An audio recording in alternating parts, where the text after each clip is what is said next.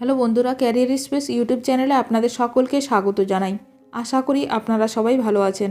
আজকে এই মুহূর্তে শিক্ষক নিয়োগ সংক্রান্ত যে সবচেয়ে গুরুত্বপূর্ণ আপডেট উঠে এসেছে, বিস্তারিত সেই সম্পর্কে আলোচনা করব। তাই ভিডিওটি অবশ্যই শেষ পর্যন্ত দেখবেন নিয়োগ সংক্রান্ত অনেক নতুন নতুন আপডেট পাওয়ার জন্য। যারা চ্যানেলে নতুন তারা চ্যানেলটিকে সাবস্ক্রাইব করে পাশে থাকা বেল বাটনে প্রেস করে অল নোটিফিকেশানটিকে অন করে রাখবেন, কারণ এমন ধরনের লেটেস্ট আপডেট নিয়ে এই চ্যানেলে সবসময় ভিডিও আপলোড করা হয়ে থাকে। 7 বছর পর শিক্ষক পদে চাকরি, সরকারের লাভ 5,000 কোটি, 37 লক্ষ টাকার লস প্রতি হবু শিক্ষকের। দীর্ঘ প্রতীক্ষার পর উচ্চ প্রাথমিকের শিক্ষক নিয়োগ মামলার রায় দেওয়া হয়েছে। বুধবার বিচারপতি তপব্রত চক্রবর্তী ও বিচারপতি পার্থসারথী চট্টোপাধ্যায়ের ডিভিশন বেঞ্চ এই মামলার নিয়োগে ছাড়পত্র দিয়েছে। নিয়োগের সবুজ সংকেত আসতেই মুখ খুললেন এসএসসির চেয়ারম্যান সিদ্ধার্থ মজুমদার। এই রায়ে আমরা খুশি বলে মন্তব্য করলেন তিনি। মেধা তালিকা থেকে বাদ 1,463 যুক্ত করে নতুন মেধা তালিকা প্রকাশের নির্দেশ দেওয়া হয়েছে।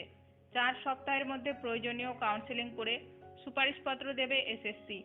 এমনই নির্দেশ কলকাতা হাইকোর্টের। কলকাতা হাইকোর্টের নির্দেশে চাকরি পেতে চলেছেন 14,000 আপার প্রাইমারি চাকরিপ্রার্থী। যদি এই মামলা মোকদ্দমা আদালতের চক্কর কাটতে কাটতে ওদের চাকরি জীবন থেকে চলে গেছে অন্তত 7 বছর। ফলে মোটামুটি হিসাব করে দেখা যাচ্ছে একজন যোগ্য প্রার্থী বেতন হারালেন ন্যূনতম 37,80,000 টাকা। অর্থাৎ সেক্ষেত্রে দেখতে গেলে সরকারের বেতন বাঁচল 5,000 কোটি টাকার বেশি। প্রসঙ্গত উল্লেখ্য, আপার প্রাইমারির এই পরীক্ষা হয়েছিল 2015 সালে। পরীক্ষা দিয়েছিলেন 5 লক্ষ পরীক্ষার্থী, পাস করেছিলেন 2,28,660 পরীক্ষার্থী।